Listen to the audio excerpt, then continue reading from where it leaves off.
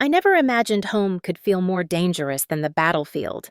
My name is Grace Mitchell. I am 26 years old, and only weeks ago, I was serving overseas in Afghanistan. I had worn the uniform with pride, carried the weight of duty, and survived nights when the air shook with explosions. When the discharge papers came through, I thought I was walking toward peace. Instead, I found myself stepping back into Charleston, South Carolina, carrying a duffel bag heavier with memories than gear. My mother Martha had called me in tears. She was ill and needed me. That call cut through every hesitation. She was my mother, and I would never abandon her. What I did not expect was that returning meant facing the very people who had once made this house a prison. Gerald, my stepfather, greeted me not with warmth, but with the same cold command I remembered. He believed control was respect. He believed his rules were law. And then there was Ethan, my stepbrother, 30 years old, living off alcohol and anger.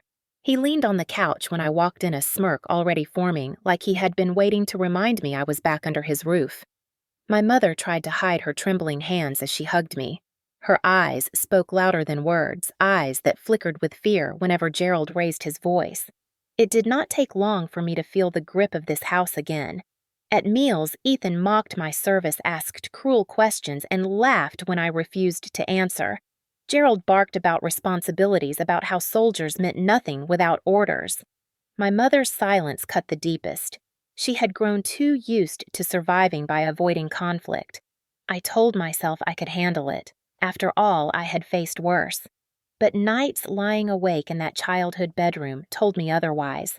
I heard footsteps in the hall, heard my mother's coughing through the thin walls, and heard Ethan shouting at Gerald long after midnight. Some mornings, cash disappeared from my bag.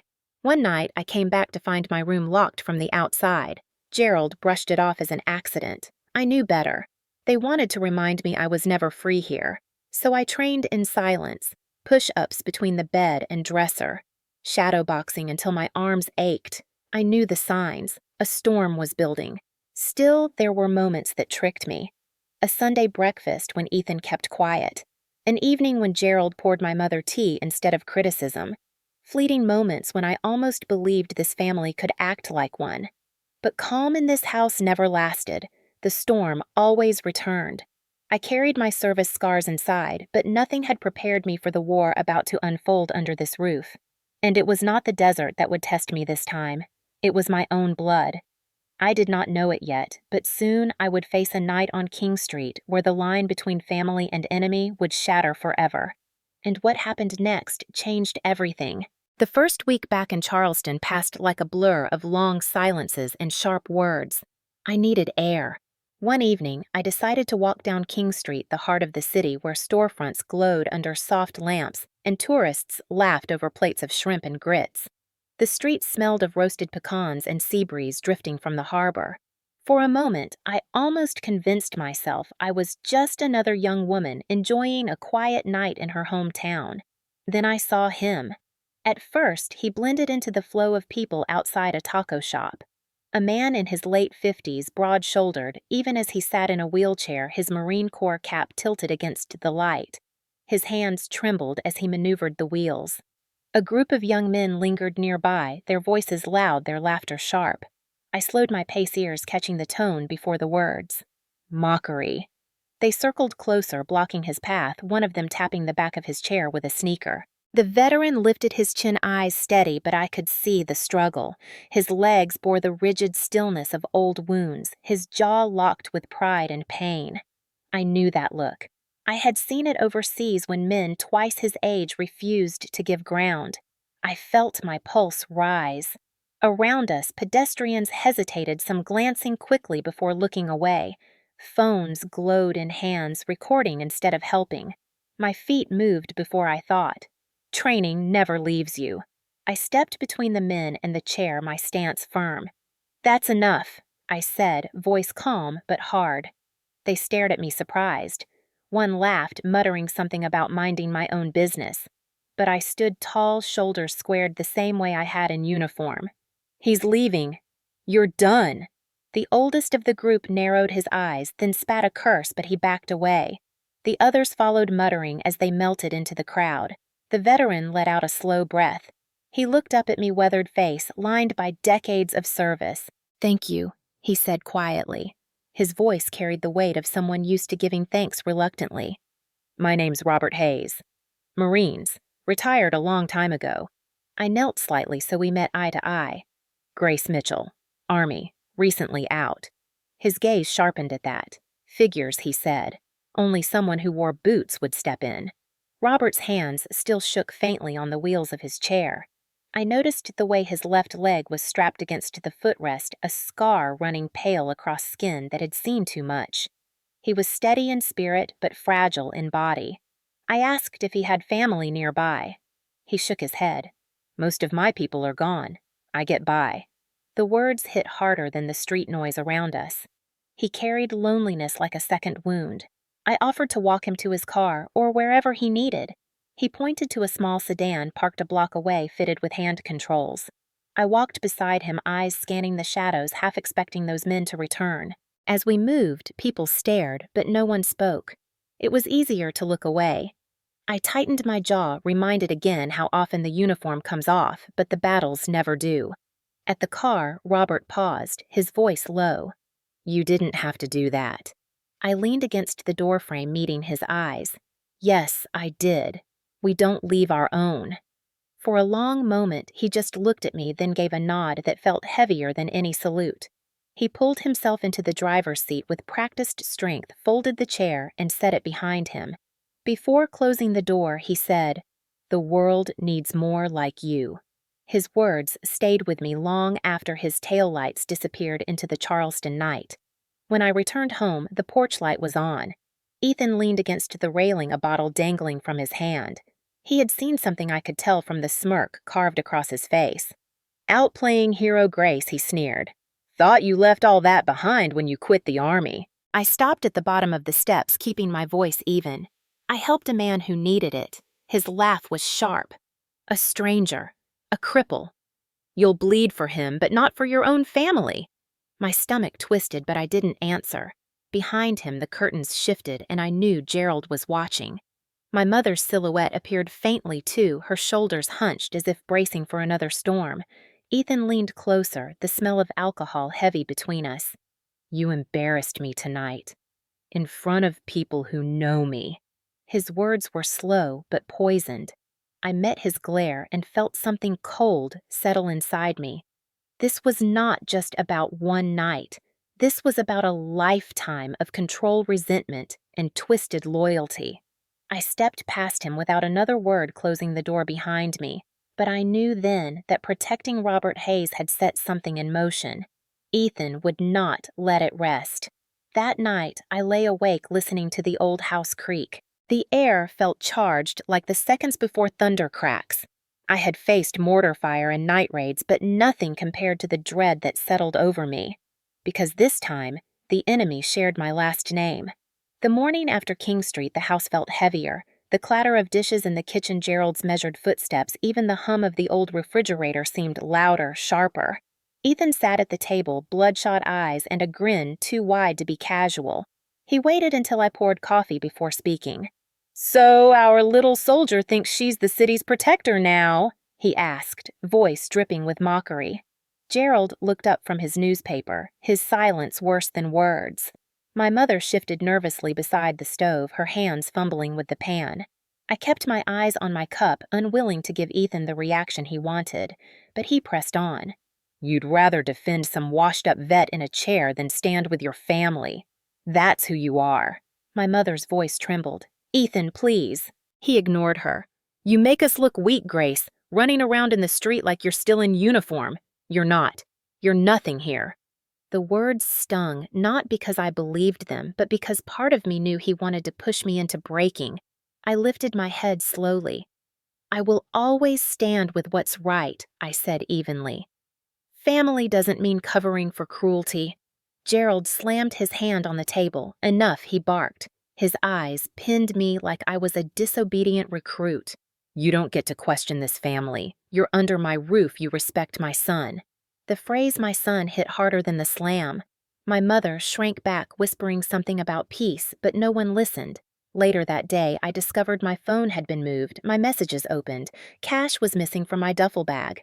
When I confronted my mother, she averted her eyes, her silence a surrender. I wanted to shake her, to demand why she let them strip me of dignity piece by piece, but all I saw in her face was fear. That fear bound her tighter than any chain. I began to change my habits. I kept my important things hidden, carried what mattered on me, and locked the window from inside. At night, when the house quieted, I pressed my palms to the floor and trained in silence. Planks until my arms shook. Shadowboxing until sweat soaked the thin carpet. My body remembered discipline, even if my heart longed for peace. One evening, Ethan pushed my door open without knocking. He leaned on the frame, smirking. "What are you training for, soldier girl? Think you're gonna fight us?" His words carried more than curiosity. They carried threat. I didn't answer. I held my stance steady, letting silence be my shield. After a long pause, he laughed and walked away, leaving the door wide open as if to remind me there was no privacy here. I closed it slowly, my hands trembling not from fear, but from the certainty that the boiling point was coming. The weeks that followed bled together in a haze of whispered arguments and slammed doors. Gerald kept insisting I hand over a portion of my army savings to support the household, while Ethan prowled the hallways like a wolf, always circling, always ready to pounce with words that cut deeper than fists. My mother sat in her chair, coughing into a handkerchief, too afraid to challenge either of them. I tried to focus on her caremaking soup, reminding her to take her medicine, but every small kindness was twisted by Ethan's sneer. One night, I found him in the kitchen rummaging through my bag. Looking for something, I asked. He turned slowly, holding up a folded stack of bills. "Just borrowing. Soldiers don't need money when they've got honor, right?" His smirk widened. I stepped forward, my voice sharp. "Put it back." For a second, I thought he might. Then Gerald appeared looming in the doorway. "Let him be," he said. "He's family. You need to learn your place." I felt the old heat rise in me, the same pulse that kept me alive in hostile villages far from Charleston. But here in this kitchen, it burned differently.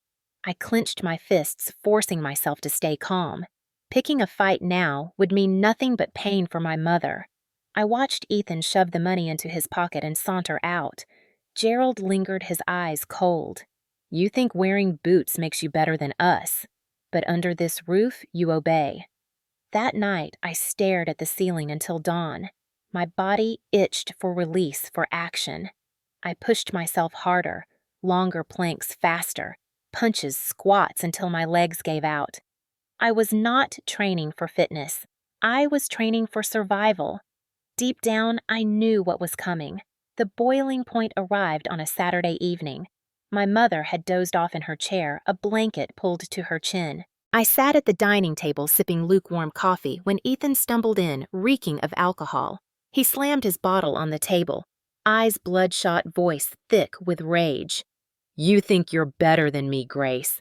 You think helping some broken Marine makes you a hero? You embarrassed me in front of everyone. You made me look weak." I rose slowly, steadying my breath. "You made yourself look weak," I answered. My words cut through the room like glass shattering. Ethan's face twisted, his body trembling with fury. Gerald stepped in, placing a hand on his son's shoulder. "She doesn't respect us, son. She never has." In that moment, the truth was laid bare. This was not a home. It was a battlefield, and the war within these walls was only waiting for the right spark. The night the words turned into violence began quietly. Charleston's streets were damp with the kind of mist that hangs low after a summer storm. I had stepped out to the small convenience store near Meeting Street needing milk and a moment away from the suffocating walls of home. The fluorescent lights buzzed overhead as I walked the aisles, my thoughts heavy but steady. That was when I saw Robert Hayes again. He was in the corner by the refrigerated section, his chair angled awkwardly as he reached for a carton. I moved quickly to help. "Evening." "Mr. Hayes," I said softly. He looked up, recognition flickering in his eyes. "Grace. Did not expect to see you here." There was warmth in his tone, a comfort I rarely heard anymore. I grabbed the carton for him and we talked briefly about his week, about the long wait at the VA clinic. For a few moments I felt human again. But then the door banged open and the air shifted. Ethan stumbled in with two of his drinking buddies. Their laughter was sharp, jagged. The smell of beer clung to their clothes. My stomach dropped when Ethan's gaze locked on me, then slid to Robert. His expression darkened instantly. "Well, if it isn't our soldier girl," he slurred, swaggering down the aisle. "And look, your new family. A washed-up Marine in a chair. Perfect fit." My fists tightened, but I forced my voice calm. "Go home, Ethan. You've had enough." He laughed, an ugly sound that drew the attention of the cashier. His friends closed in one, grabbing chips off the shelf and tearing the bag open. The tension thickened, and I felt the hum of danger like static in the air. Ethan stepped closer, his hand twitching near his pocket. "You always take their side. Never ours. Not Mom. Not me. Always strangers." His voice rose. "You're nothing but a traitor in your own bloodline."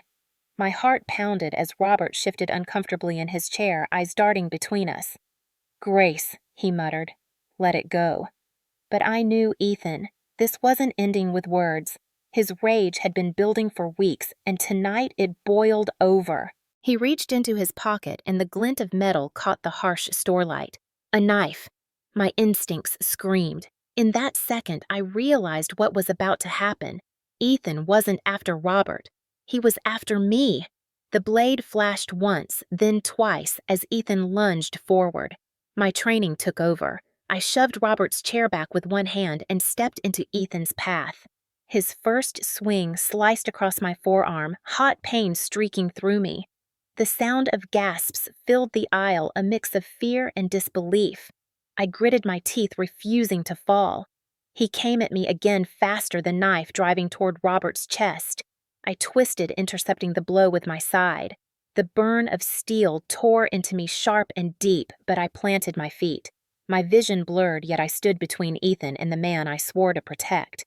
Robert shouted my name, his voice raw with panic. "Grace, don't!" But there was no choice. Ethan snarled, his breath sour with liquor.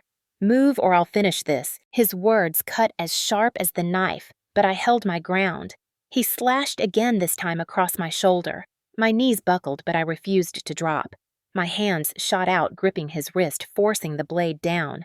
The strength that came wasn't just muscle. It was every lesson drilled into me overseas, every moment I told myself survival meant never backing down. Then came the kick. One of his friends, desperate to end it, swung his boot hard into my ribs. Air burst from my lungs, white pain exploding through my chest. I staggered, blood spilling warm across my clothes, yet my body moved on instinct. I shielded Robert with my frame arms, spread wide, eyes locked on Ethan. He stared at me, wild and furious, unable to comprehend why I still stood. The store had gone silent except for Robert's ragged breathing and my own choked gasps. The cashier hid behind the counter, customers frozen with phones raised recording, but not helping. My legs trembled, blood dripping onto the tile in thick drops. I screamed, voice breaking through the paralysis around us. "Somebody call the police." The words echoed through the store, cutting through the fear. Ethan jerked back for another strike, but something shifted in the crowd. A deep voice rang out from the doorway, firm, commanding. "Enough." For a heartbeat, Ethan froze. His eyes darted toward the sound, and in that pause I realized my body was failing. The strength I had forced into my muscles began to slip. My knees buckled. I clung to Robert's chair, whispering through clenched teeth. "Stay with me. I've got you." Ethan's hesitation lasted only a second, but in a fight, a second is everything. The commanding voice came from a man near the door, a veteran by the look of his stance, his eyes blazing with recognition. "Back away, son," he barked, and the weight of his authority cut through the tension. Ethan's two friends shifted uneasily, their bravado faltering. But Ethan, fueled by rage and liquor, swung the knife again. This time, my body couldn't keep pace. The blade tore into my side, white fire racing through me. I gasped, blood surging warm beneath my fingers. My vision tunneled the aisles, narrowing until all I saw was Robert's terrified face. I staggered, but refused to collapse. With every ounce of strength left, I pressed both hands against Robert's chest, shielding him. He tried to push me aside, his voice breaking. "Grace, stop! You're hurt!" I cut him off with a whisper. "I promised. I won't let him touch you." My legs trembled, my breath shallow. The world tilted. Around us, voices rose, shouts of panic, the cashier crying for help into the phone. Customers yelling. One of Ethan's friends pulled at his arm. "We have to go." For the first time, fear cracked Ethan's mask. He glared at me, blood on his hands, then turned and bolted toward the door, the others scrambling after him. The silence that followed was deafening. My knees buckled and I sank slowly to the cold tile, clutching my side. Robert reached for me, his trembling hand pressing against the wound, his voice shaking. "Stay with me, soldier. Stay with me." The veteran near the door rushed forward, dropping to his knees beside me. He barked orders to the frozen bystanders. "Pressure here. Call EMS now." Finally, people moved hands, fumbling with phones, footsteps echoing as someone ran outside to flag down help. My vision blurred, spots of light flickering at the edges. I felt myself sliding toward the dark, but I held on to Robert's hand, squeezing weakly. Sirens wailed faintly in the distance, growing louder with each heartbeat. "You're not alone," he whispered, tears streaking his face. I wanted to answer, but the words tangled in my throat. The last thing I felt was the rough tile beneath me, the warmth of blood soaking through my clothes, and the sound of sirens closing in. Then, everything went black. The sound of sirens pulled me in and out of consciousness like waves, dragging me under and tossing me back to the surface. My chest burned, every breath shallow and ragged, each one a reminder that I was still clinging to life. Hands pressed against my wounds, strangers' voices, overlapping panic filling the air. I caught fragments. "She's bleeding out. Hold pressure. Where's EMS?" The world tilted as they lifted me, Robert's broken cry echoing from somewhere behind me. "Don't let her go. She saved me. Don't let her go."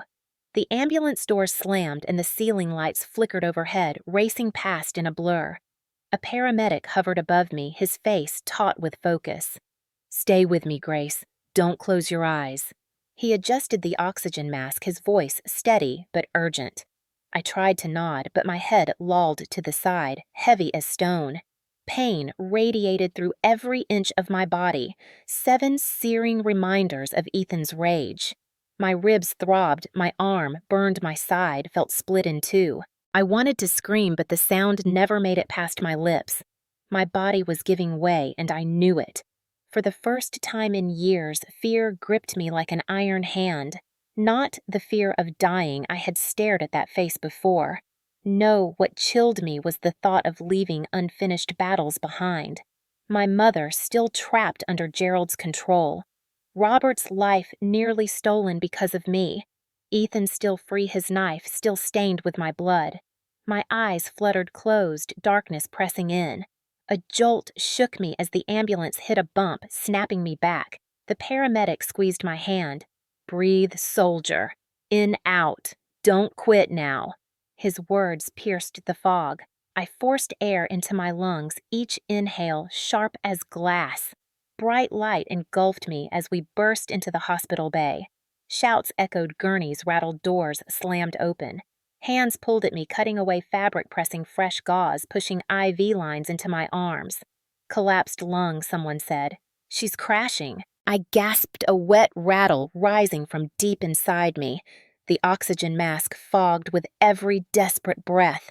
My vision split faces above me, blurring together like ghosts. "Grace Mitchell, stay with us," a nurse called. I tried to focus on her eyes, anything to tether me to this world. I thought of Afghanistan nights, the sky lit by tracers, the voices of my unit shouting over the roar.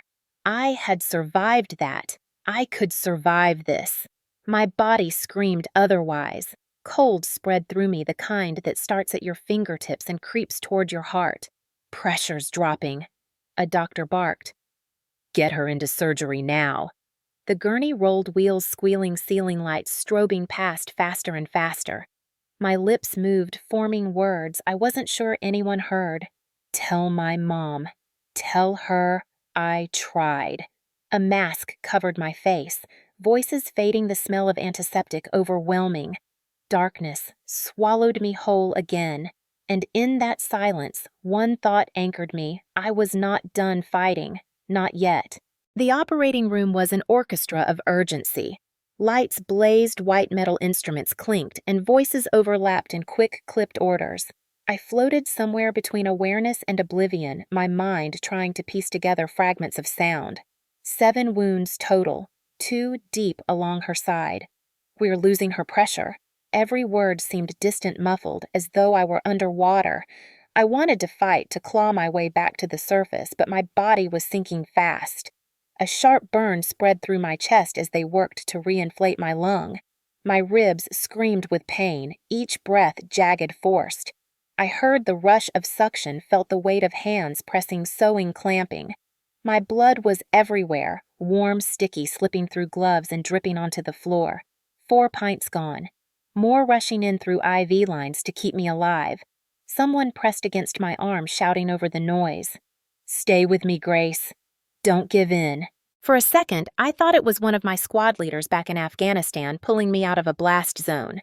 I saw desert skies, dust storms, the eyes of brothers and sisters in arms. Then the vision broke, and I was back under the knife, the room spinning. My heart staggered, slowing. Alarms screamed. A doctor cursed. "Flatline. Get the paddles." The cold kiss of gel spread across my chest, sticky, alien. A voice barked, "Clear!" A violent jolt ripped through me, arching my back off the table. For a moment, there was nothing. No sound, no sight, no pain.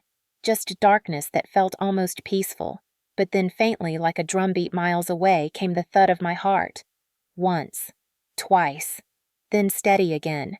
The monitor beeped back to life, the sound slicing through the silence. I felt tears burn at the corners of my eyes, though I was too weak to cry. A nurse's voice softened near my ear. "You're still here. You made it back." My lips trembled, and I managed a whisper barely audible under the mask. "Not done. Fighting." She squeezed my hand, her grip firm, grounding me to the world. Hours passed in flashes of bright light and darkness, the rhythm of machines filling the void where my strength had drained. When it was over, I was wheeled into intensive care tubes, snaking from my arm's chest wrapped tight in bandages. My body was stitched and broken, but alive. I hovered in the fragile space between survival and surrender. Through the haze, I thought of my mother's face, pale with worry, waiting somewhere beyond these walls. I thought of Robert Hayes alive because I had stood between him and Ethan's blade. I thought of Ethan himself, his rage unchecked, his hands stained with my blood. Rage flickered faintly inside me, but stronger still was resolve. This wasn't over, not by a long shot. As the monitors hummed and nurses moved quietly around me, I closed my eyes and let a single thought settle in my chest. I had survived battlefields abroad. I had survived betrayal at home. And now I had survived death itself. But survival was not the end. Justice was waiting.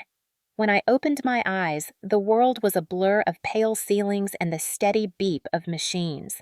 The air smelled of antiseptic, sharp and sterile, and for a moment I couldn't remember where I was. Then the pain returned, a deep ache in my ribs, fire across my side, heaviness in my arm. I blinked, tried to move, and a nurse appeared instantly. "You're safe, Grace. You're in MUSC Health. You made it through surgery." Her words floated in soft but firm. Relief flickered in me, but it didn't last. A shadow moved at the edge of my bed, and my mother leaned forward, her face streaked with tears. "Oh, Grace," she whispered, clutching my hand with both of hers. Her voice shook. "I thought I lost you." I wanted to speak to comfort her, but my throat was dry, my words broken. The door opened and Gerald entered with Ethan trailing behind him. My chest tightened. Ethan's face carried no remorse, only a bruised arrogance as if he were the victim. Gerald stood tall, arms crossed. "We told the officers you were reckless," he said, "that you threw yourself in the middle of something that wasn't your fight." My mother gasped, shaking her head, but she said nothing. Ethan's smirk widened. Yeah? You always did love playing the hero. Guess it finally caught up with you. Rage simmered under my skin, but I had no strength to fight. The nurse stepped closer, her voice firm. Visiting hours are short. She needs rest.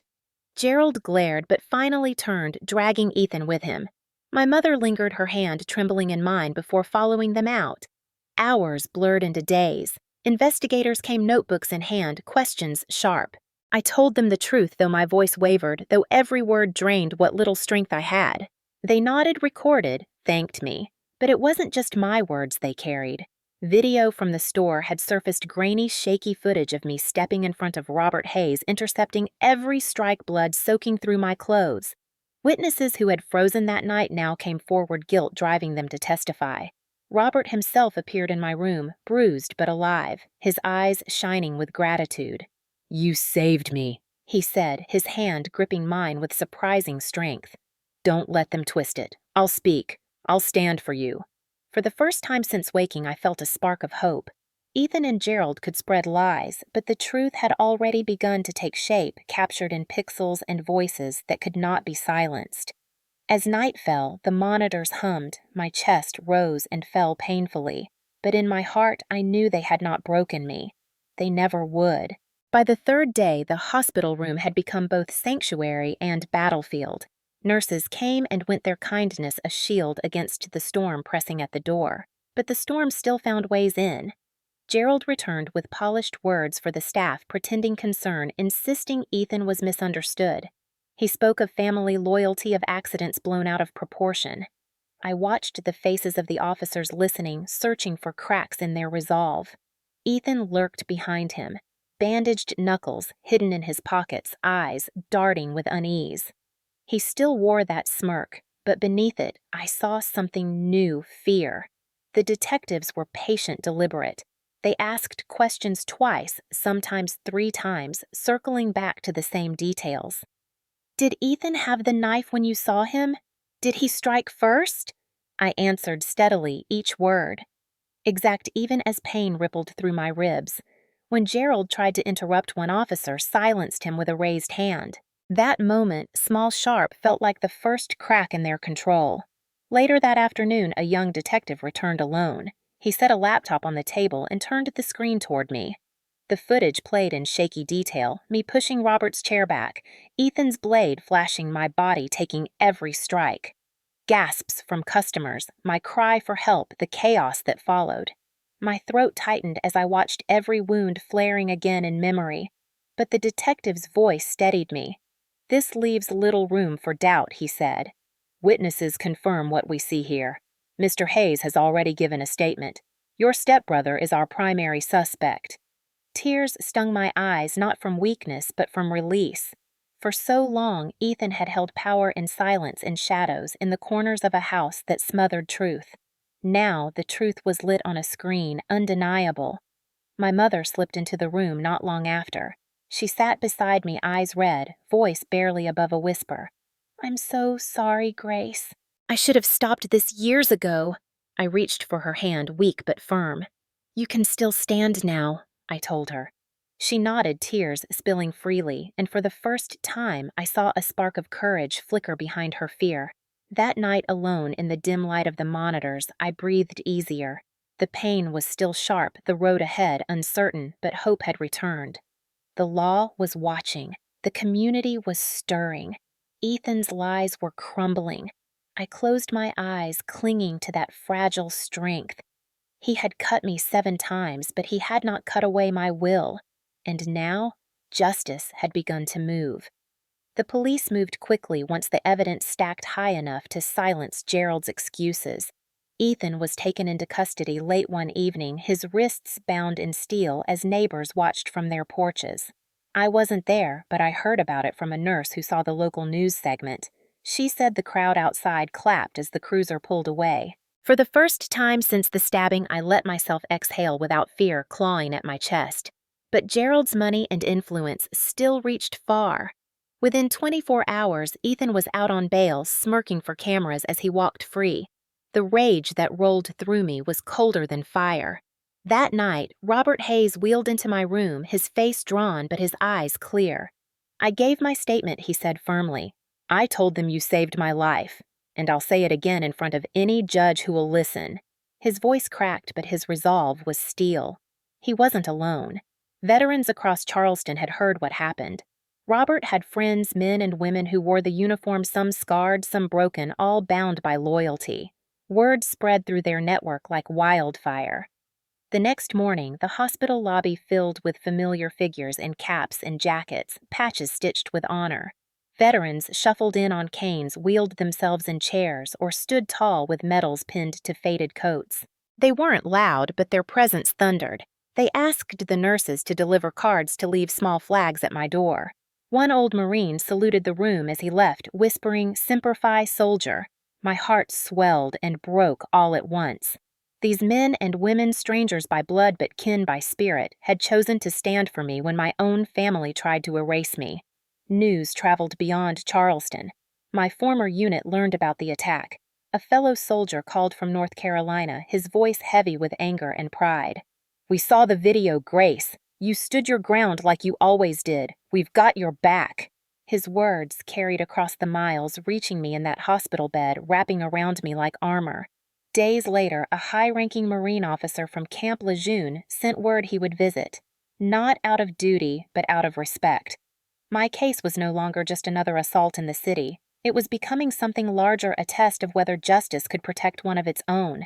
And as the days ticked by, I felt the tide shift. Ethan still walked free for the moment, but he was no longer shielded by silence. Eyes were on him, and not just mine. The day the Marine General arrived, the hospital halls grew hushed in a way I hadn't heard before. Nurses straightened their uniforms, patients whispered, and even the steady hum of machines seemed to quiet. I was propped up in bed, weak but alert, when the door opened. A tall man in full-dress blues stepped inside, his chest lined with rows of ribbons that spoke of decades of service. His hair was silver, his posture unyielding. Major General Thomas Avery, stationed out of Camp Lejeune, North Carolina. He paused at the doorway, then entered with a deliberate step. Behind him came two aides, but it was clear he needed no entourage. His presence filled the room. He removed his white gloves, nodded respectfully, and addressed me not as a patient, but as a peer. "Specialist Mitchell," he said, his voice steady and commanding. "I came to look a soldier in the eye." My throat tightened. No one had called me that since my discharge papers.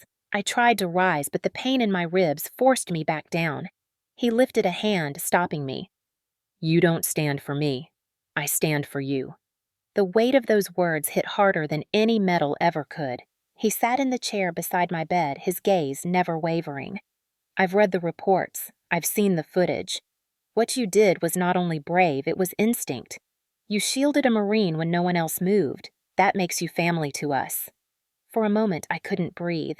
My own family had turned away, but here was a man with no blood tie, no obligation, claiming me as one of his own. The general leaned forward, his voice lowering but carrying absolute conviction. "You're not alone in this fight, Grace. Veterans across this state, across this country, they've seen you. They're rallying. We won't let this be buried in a courtroom trick or family deceit. Justice will come, and we'll be watching to make sure of it." Tears welled in my eyes, but I blinked them back. "Sir," I whispered, my voice unsteady, "I just did what anyone should have done." He shook his head slowly. "No. Most people freeze. Most people turn away. You stood between a blade and a man who couldn't stand for himself. That is courage. That is the kind of act we salute." Before leaving, he placed a small polished coin on the tray beside my bed, a Marine Corps Challenge coin, heavier and larger than any I'd held before. The emblem glinted under the sterile hospital light. "This is given only in recognition of extraordinary action," he said. "And Specialist Mitchell, you've earned it." As he rose to leave, I clutched the coin, its weight anchoring me in a way I hadn't felt since combat. For the first time since the attack, I realized Ethan hadn't broken me. He had only revealed who truly stood at my side. The first time I saw the news report, I thought I was dreaming. The grainy cell phone video filled the hospital television screen, shaky and blurred, but unmistakable. There I was in that convenience store, shoving Robert's wheelchair back as Ethan lunged. The knife flashed under harsh fluorescent light, my body absorbing every blow meant for a man who couldn't defend himself. Gasps echoed faintly in the background of the recording, followed by my desperate cry, "Somebody call the police!" Then the collapse, my knees hitting the tile, blood spreading beneath me. Watching it made my stomach twist, but there was no denying what it showed. No editing, no excuses, just raw truth. By the next morning, the footage had spread beyond Charleston. Local channels replayed it, anchors calling me the soldier who stood alone. Then, the national outlets picked it up. The headlines varied but carried the same tone: female veteran shields disabled Marine heroism on King Street. 7 wounds, 1 shield. Social media erupted. Hashtags began trending: #justice for Grace #shield of Charleston /veterans stand. Messages poured in, not just from strangers, but from people who understood. Wives of service members, children of veterans, men who had fought their own battles with silence.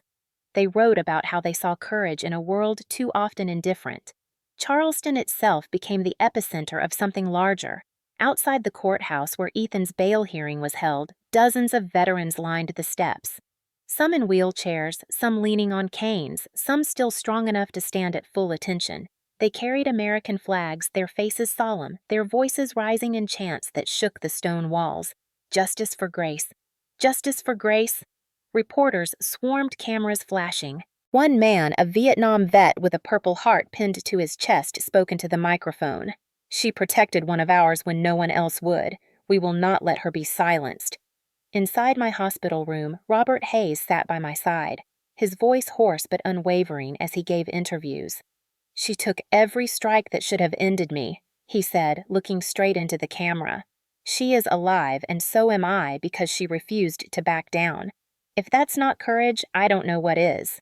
His testimony carried more weight than I could have imagined. He wasn't just a victim, he was a Marine, and his words lit a fire across the community. By the end of the week, petitions demanding Ethan's full prosecution gathered thousands of signatures. Local businesses hung signs in their windows, "We stand with Grace." Churches held prayer vigils. Veterans organizations across the country released statements condemning the attack and pledging support. The story was no longer about a family dispute. It had become a public reckoning. The whole nation was watching, and for the first time in years, my stepbrother had no shadows left to hide in. The wave that began in Charleston refused to stop at the city limits. Within days, clips of the attack and the rallies outside the courthouse reached national talk shows. Morning anchors spoke with a mixture of outrage and admiration, their voices heavy with the weight of the story. A veteran defended another veteran and nearly died. Doing it, one host said. Where was her family? Where was basic human decency? The questions hung in the air, daring the public to look away. They didn't. Messages arrived at the hospital in stacks. Letters written in shaky cursive by elderly veterans who couldn't march but wanted me to know I wasn't alone. Emails from strangers who had seen their own pain reflected in my story. Children drew pictures of me holding a shield, standing in front of a man in a wheelchair, and sent them taped to crayon-colored flags. Nurses tacked them to the walls of my room until the sterile white was buried under color and hope. Community leaders stepped forward. A local pastor stood at his pulpit on Sunday morning, his sermon broadcast online. "What does it mean to love your neighbor?" he asked, raising a hand to still his congregation. "It means what Grace Mitchell did when she placed herself between violence and vulnerability. It means courage at the cost of blood."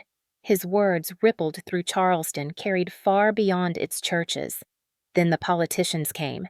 A state senator visited my bedside, cameras following as he shook my hand. "Your story," he said for the microphones, "reminds us of the sacrifices our veterans make every day, even after the uniform comes off." His tone was polished, the kind of soundbite made for re-election, but I took the sentiment for what it was: another voice amplifying mine. Soon, members of Congress were tweeting their outrage, demanding accountability. The Secretary for Veterans Affairs released a statement praising my actions and calling for justice to be delivered without delay. Even the late-night hosts joined in. One replayed the footage, then looked into the camera and said, "If you ever doubt what real heroism looks like, don't look at a cape. Look at Grace Mitchell in a Charleston convenience store." Laughter usually filled those studios, but that night the applause was solemn, sustained. Back at the hospital, Robert Hayes squeezed my hand as we watched the coverage. His voice was low but certain. They see you now, not as a victim, as a soldier who never stopped serving. For the first time, I allowed myself a fragile smile. My stepbrother had wanted to break me in the shadows, but instead, his violence had dragged us all into the light, and that light was no longer just mine. It belonged to a movement I hadn't asked for but could no longer deny. The nation had chosen sides, and it was not his. The morning it happened, the neighborhood was silent, still tucked in the early light. I had only been home for 2 nights after the hospital, moving gingerly around the house with my mother hovering close by when I heard the sound of heavy boots on pavement. At first, I thought it was construction, or maybe kids playing soldier, but then the rhythm grew unmistakable, disciplined, unified, deliberate. My chest tightened. I shuffled toward the front door, leaning on my cane, and pulled the curtain aside. What I saw made me grip the window frame, just to stay upright. Stretching across the entire street shoulder to shoulder in precise formation, stood more than 100 Marines in full dress uniform.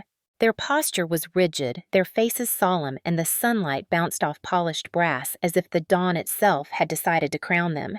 At the center stood a tall figure with silver hair and the stars of a major general glinting on his collar.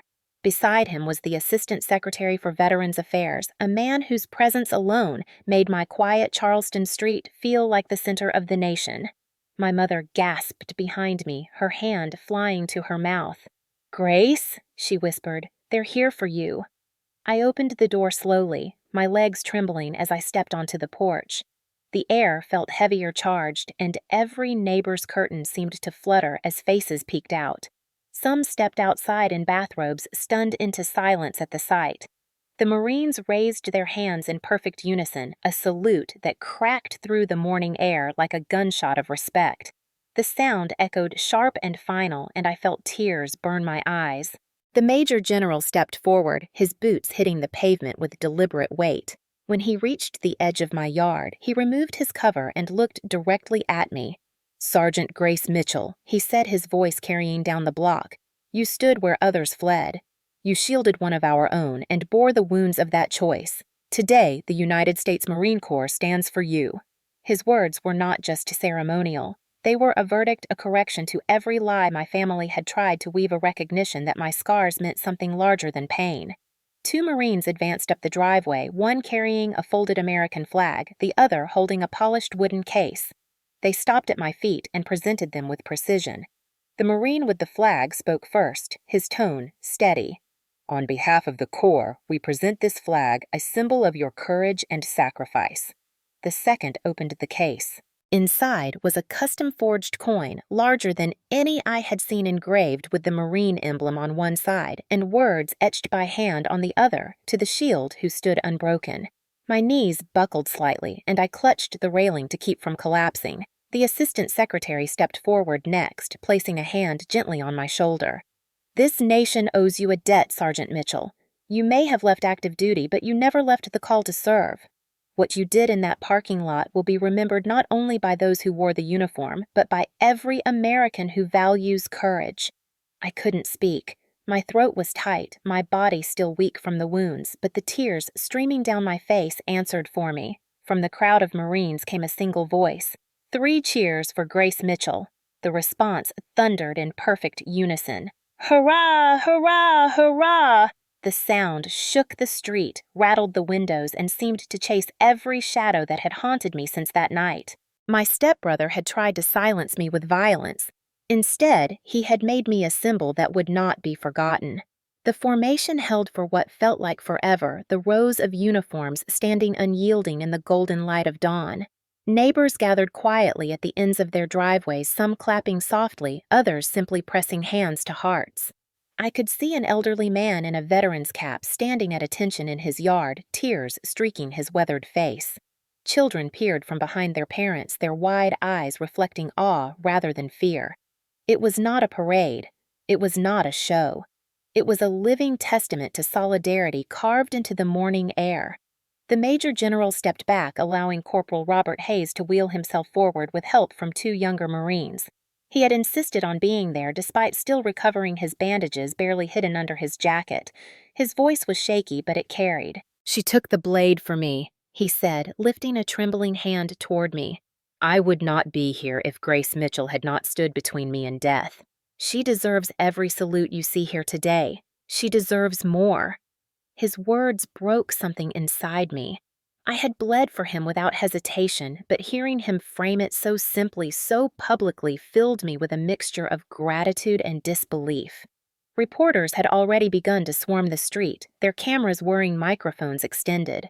They had been tipped off, but even they kept a respectful distance, their usual clamor muted in the presence of such gravity. One camera captured the exact moment I pressed the folded flag to my chest, tears streaming freely, and within hours that image would circle the globe. The general turned to the assembled Marines and barked a command. In one synchronized movement, they lowered their salutes, pivoted, and began to march away in measured steps. The sound of their boots striking pavement was steady, rhythmic, almost like a heartbeat echoing through the neighborhood. One by one, as they passed, several Marines tipped their covers to me. Others gave a small nod, gestures of respect that needed no words. When the last row disappeared down the street, the silence that followed was profound. My mother stepped up beside me, clutching my arm for balance, her face wet with tears. "Do you see?" she whispered. "This is who you are, Grace, not what Ethan tried to make you feel. This." Her words struck me harder than any metal. For the first time since the stabbing, I felt like my existence carried meaning again beyond the scars and the pain. Later that day, footage of the Honor Guard salute spread across television networks and social media feeds. Headlines blared "Marines salute hero veteran in Charleston."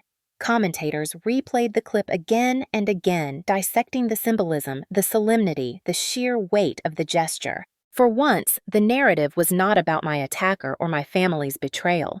It was about resilience, about the moment when the military and civilian worlds united to say, "We see you. We stand with you." By nightfall, the story was everywhere. Talk shows featured veterans and advocates discussing my case.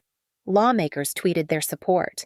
Letters poured in from strangers who said they had watched the clip a dozen times and cried each time. Even international outlets ran the footage, describing it as a uniquely American act of honor and justice. And yet, as I sat quietly in my living room that night, the folded flag on my lap, I realized something powerful. What had begun as a night of blood and betrayal had transformed into a dawn of recognition.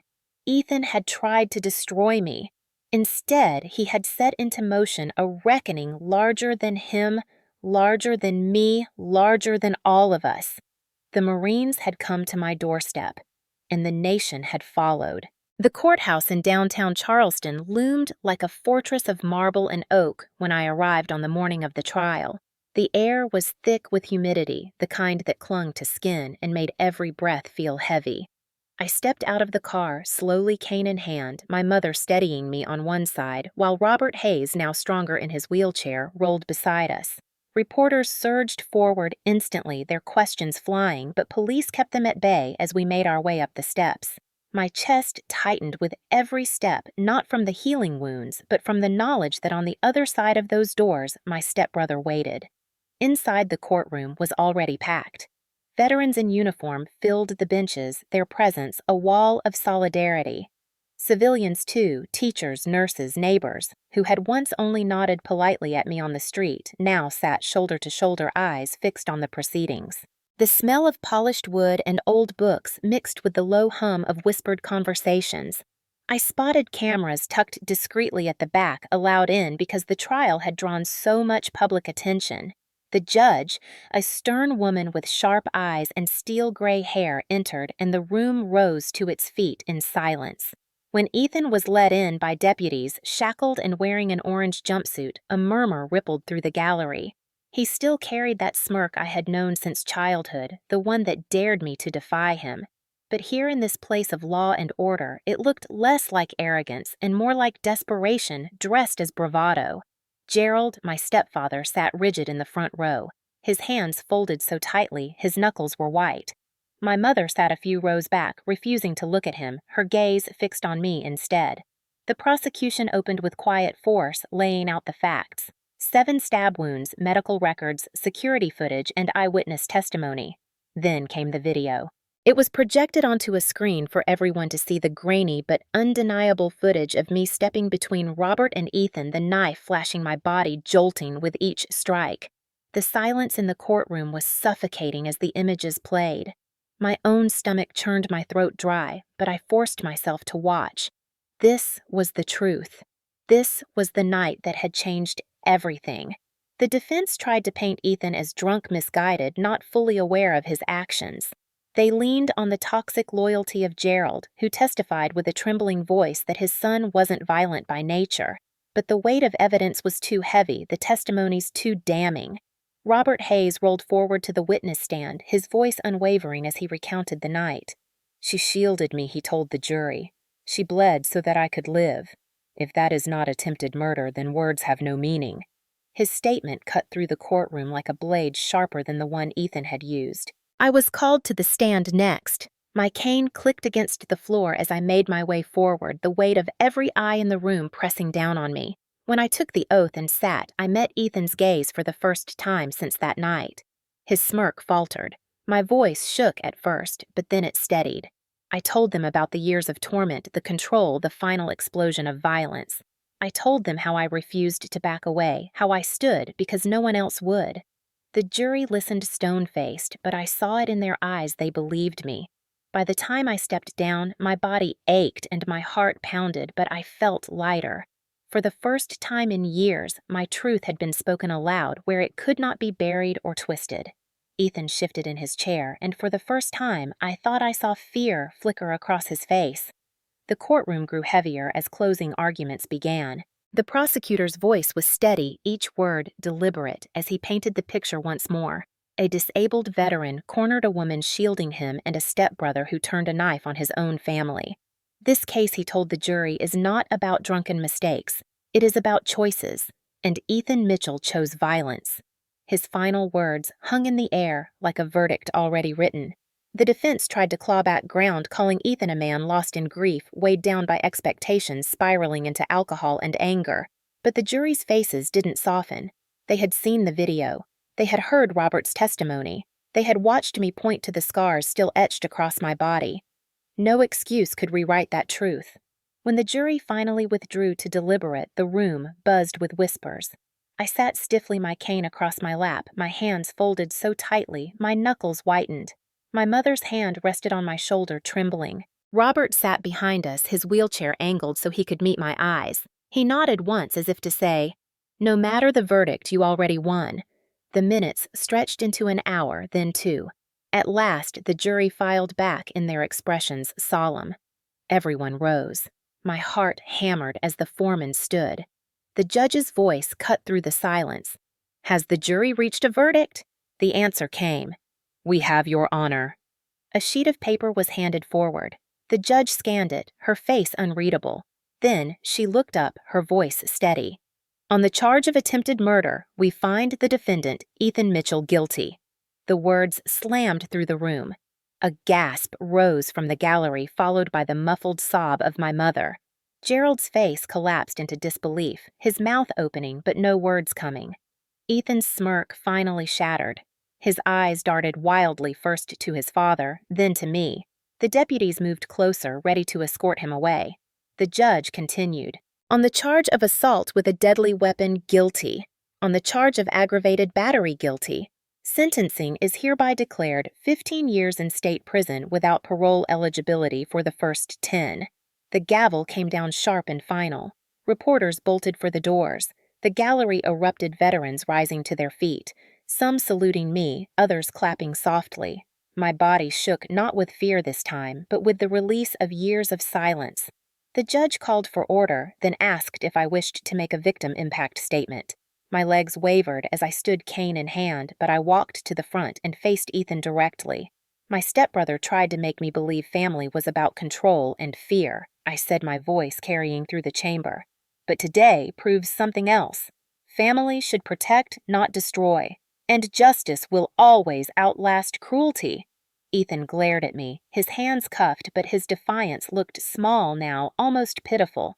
I turned back towards the judge, nodded once, and stepped down. As deputies led Ethan away, the clink of his chains echoing, I felt an unexpected calm settle over me. This was not triumph in the sense of revenge. It was closure. It was knowing that the truth had been dragged into the light and no one could deny it again. When I stepped outside, the courthouse steps were crowded. Veterans unfurled flags, civilians held signs, and the chant rose again. Justice for Grace. The cameras flashed, the microphones shoved forward, but above all the noise, I heard the sound that mattered most, applause not for me alone, but for every act of courage that had gone unseen until this moment. The trial was over. My scars remained, but so did the verdict. Justice had come, and this time it would not be stolen.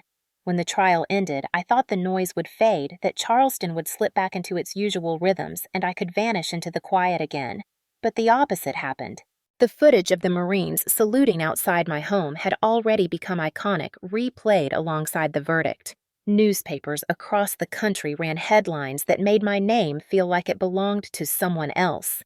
Veteran stands for Justice Charleston, hero defends disabled Marine. Faces family in court, Grace Mitchell, shield of honor. Strangers stopped me in grocery stores, some with tears in their eyes, others simply reaching for my hand. Veterans in airports would nod solemnly as if I had joined a club I never applied for but now belonged to. The invitations came fast. At first, I declined interviews. My body still ached, therapy sessions filled my days, and I wasn't ready to relive everything under the hot glare of national television. But then an envelope arrived wax-sealed from Washington, D.C. Inside was a formal request from the Department of Veterans Affairs. They wanted me to speak on Veterans Day at Arlington National Cemetery. I held the letter in trembling hands, staring at the words. I wasn't sure I deserved such a stage, but something inside me whispered that maybe this wasn't just about me anymore. It was about everyone who had ever been silenced, everyone who had ever stood in the shadows and wished someone would see. When the day came, I stood at the podium on the vast green grounds, white headstones stretching into the horizon. Thousands gathered, uniformed service members, Gold Star families, civilians clutching flags. My heart pounded so loudly I feared the microphone might pick it up. I took a breath and let my eyes find the rows of Marines seated in formation, the same men and women who had stood before my house at dawn. Their faces steadied me. I am not a hero, I began, my voice carrying in the cold November air. I am a woman who refused to step aside. Courage does not always wear a uniform. Sometimes it wears scars. I told them about this night in Charleston, about Robert Hayes, about the cost of standing when no one else would. I told them courage could look like a nurse staying past her shift, a teacher shielding her students, or a neighbor saying, "Not today." My voice trembled, but I did not stop. We do not choose the moments that test us, I said, but we choose whether to turn away. That choice is what defines us. When I stepped back, the silence broke into a thunder of applause. People stood, some saluting, others with hands pressed to hearts. A young cadet whispered to the man beside him, "She's the reason I joined." And in that moment, standing under the gray November sky, I realized this was bigger than me. I had become unwillingly a symbol. But maybe that symbol was exactly what people needed. After Arlington, the ripple became a wave. I could no longer walk through an airport without someone stopping me, a stranger pressing my hand with quiet gratitude. Letters arrived by the hundreds, stacked on the kitchen table, until my mother finally brought home a basket to hold them. Some came from veterans who had seen too much and found comfort in the idea that someone outside their ranks still understood sacrifice. Others came from widows who wrote that my words at Arlington helped them feel less alone in their grief. One came from a 12-year-old girl named Harper who wrote in pencil, "You made me believe girls can be strong too. I want to help people like you when I grow up."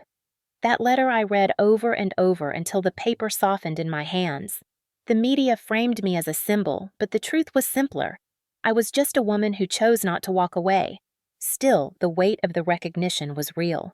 Invitations poured in from military academies, from schools, from local governments, wanting me to speak about courage and resilience. At first I resisted.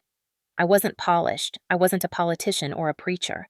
But each time I told myself no, I remembered Harper's words or the veterans who had written that my stand gave them hope. Slowly, I said yes. The first talk I gave was in a high school gym in Savannah. Rows of teenagers sat restlessly until I began describing the night of the stabbing not with gore, but with honesty. I told them about fear, about the way time slows when your life is in danger, and about the choice to stand your ground anyway. When I finished, the silence was so deep I could hear the hum of the lights above us. Then a boy in the back row stood and clapped, and the sound spread until the whole room was on its feet. I walked away shaken, realizing that maybe the message mattered more than the discomfort. National outlets picked up my appearances. Late-night shows aired clips of my speeches, and newspapers quoted lines like, "Courage does not always wear a uniform." Politicians began citing my story in debates about veterans' care and domestic violence laws. Even the president mentioned me briefly in a televised address about service, calling me a reminder that bravery lives among us in every community. But the moments that meant the most were quieter. A neighbor knocked on my door one evening, a man I had only waved to in passing. He said his daughter had left an abusive relationship because she'd read about me and realized she didn't have to keep enduring. "You didn't just save that Marine," he told me. "You saved my kid, too." I closed the door and cried until my chest hurt, overwhelmed by the reach of a story I had never meant to tell. National recognition had its glare, but it also carried something I hadn't expected: healing. Every time someone told me my scars gave them strength, it felt like a thread stitching me back together. I had been broken open, but now I was part of something larger, something that belonged not to me alone, but to everyone who had ever chosen to stand. When the headlines began to fade and the cameras moved on, I expected life to slip back into something resembling normal. But nothing about me was the same anymore. The scars etched across my body were constant reminders, lines of fire that ached when the weather changed. Yet the deeper marks weren't on my skin. They lived in the flashes that came unbidden when I closed my eyes, the glint of a blade, the hot rush of blood, the sound of my own breath breaking. Therapy became a daily ritual. Physical therapy to coax strength back into muscles shredded by steel. Counseling to help me walk through the fog of memories without getting lost. Each session was a battle, some days won, some days not. But I kept showing up because survival is not a single act. It is a choice you make again and again. Robert Hayes became a fixture in my life. He rolled into my therapy sessions with jokes, reminding me that resilience doesn't always have to be grim. "You bled for me, Grace," he would say. "The least I can do is sit here while you lift weights." Slowly, my grip returned, shaky at first, then steadier. One afternoon, I twisted open a jar without help for the first time since the attack.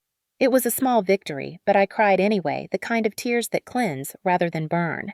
Charleston, too, began to shift. Women from shelters reached out asking if I would consider teaching them what I knew about defense. At first, I hesitated, but then I remembered the fear that had paralyzed me. As Ethan raised that knife, the helplessness I had felt growing up in that toxic house. I didn't want others to carry that silence. So I started small meeting in a church basement with a handful of women. We practiced stance balance, the simple mechanics of saying no with both body and voice. Word spread. Soon I was teaching full classes, each woman walking out with her head a little higher, her voice a little stronger. That became my new mission, not just healing myself, but planting courage in others. As months passed, Ethan sat behind bars, his father's influence useless now that the nation had turned its gaze elsewhere. My mother, freed from the grip of fear, began to laugh again, her health improving as if the poison had drained from her veins. Gerald's authority crumbled, and for the first time he looked like what he truly was, a man who had hidden behind control because he feared insignificance. The Mitchell house no longer hummed with dread. It breathed again. 1 year after the attack, I returned to Arlington. This time, not as a speaker, but as a quiet visitor. I carried the folded flag the Marines had placed in my arms and the coin etched with the words, "To the shield who stood unbroken." I laid them gently at the foot of a headstone belonging to a Marine who had fallen in Afghanistan, someone I had once served beside. As I stood there, the November wind cool against my face, I whispered, "Justice came at dawn." But healing comes every day. It struck me then that my story wasn't about one night in Charleston or one courtroom verdict. It was about a pattern of standing again and again, whether for myself, for Robert, or for the women learning to fight in that church basement. Courage had become less about the moment of impact, and more about the daily choice to keep going, to keep protecting, to keep living. And as I walked away from the rows of headstones, I realized I had not just survived. I had built a life from the wreckage, a life that carried meaning far beyond my scars. The second year after the attack, I stood inside a modest community center in San Diego watching a circle of young women practice the defensive stances I had once drilled into my own body.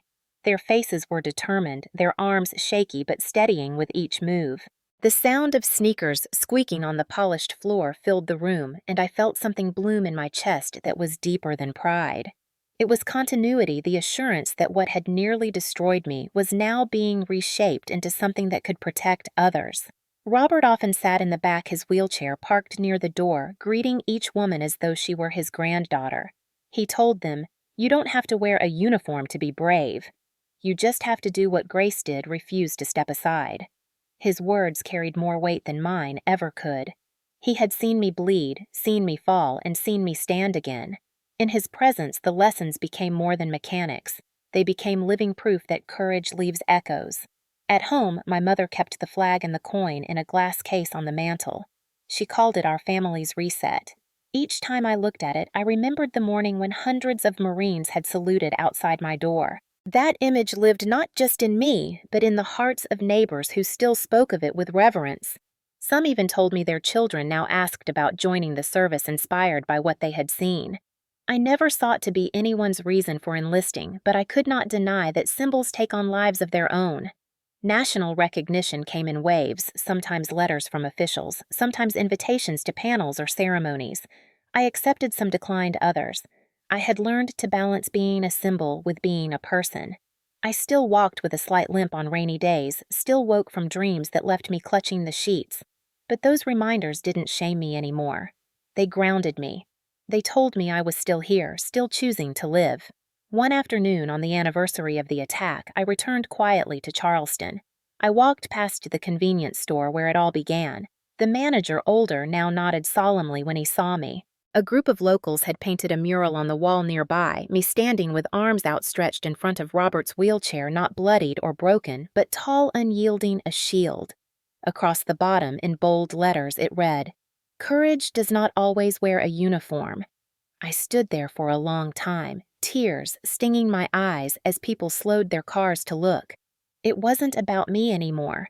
It was about what people saw in that image, the reminder that even ordinary lives can hold extraordinary moments.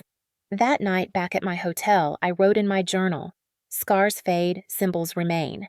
My stepbrother tried to erase me, but instead, he wrote me into a story larger than us both. And as I closed the book, I realized the truth that had carried me through every trial, every wound, every dawn since that night. Justice may come once sudden and resounding, but healing is the work of every day. It is the legacy we leave when we choose to stand again and again for someone who cannot. That was the gift I had been given. That was the gift I now carried forward. The end.